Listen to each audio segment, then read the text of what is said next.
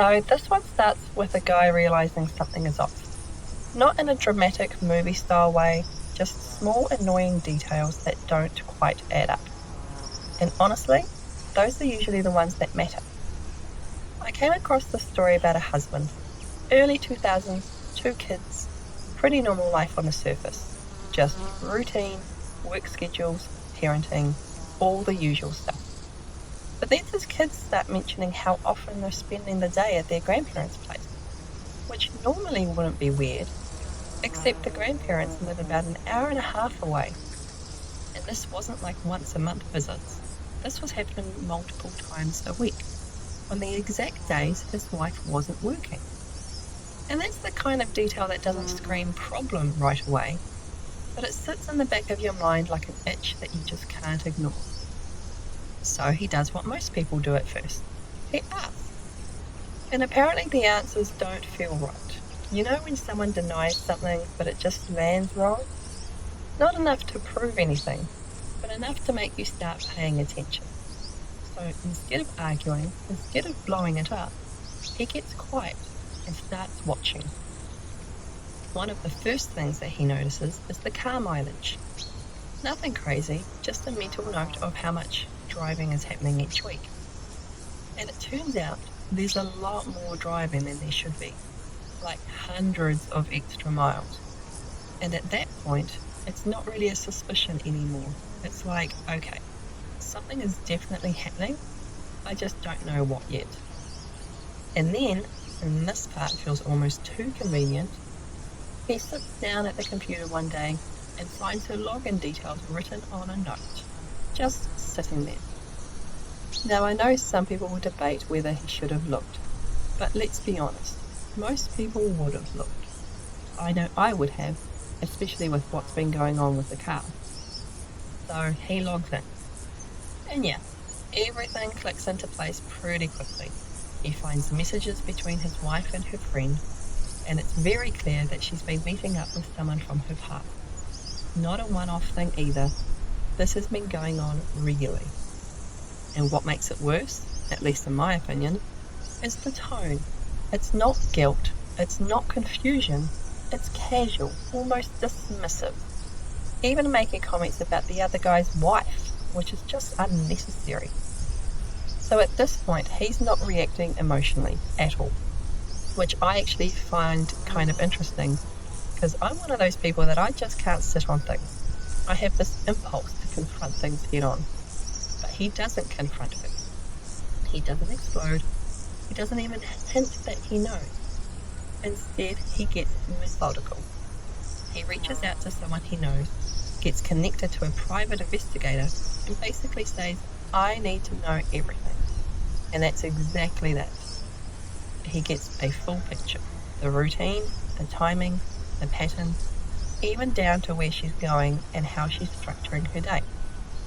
So dropping the kids off, meeting this guy, disappearing for a few hours, and then picking the kids back up like nothing happened.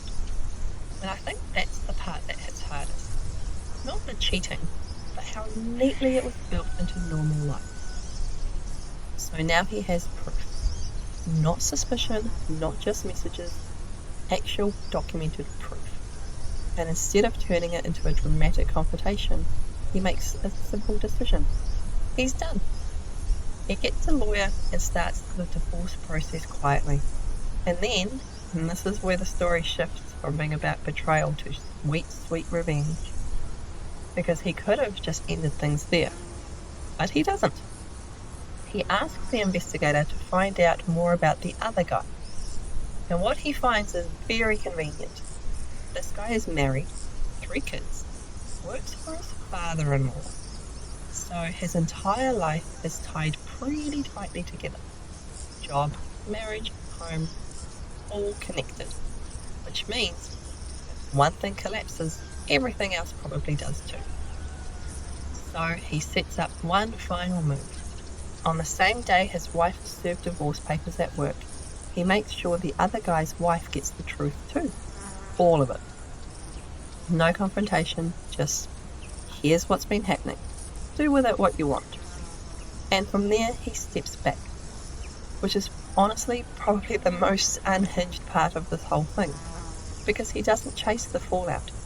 He just lets it happen and doesn't sit back with the popcorn. He just moves on. I don't know about you, but I couldn't do that. I'd have to know. And apparently what happens is exactly what you'd expect. It all falls down hard. The other guy's life basically unravels. The marriage falls apart, financial situation collapses, job disappears, living situation gone. Everything that was neatly stacked together just starts dropping off one piece at a time. And it doesn't sound like it was quick or clean either, more like messy, drawn out consequences.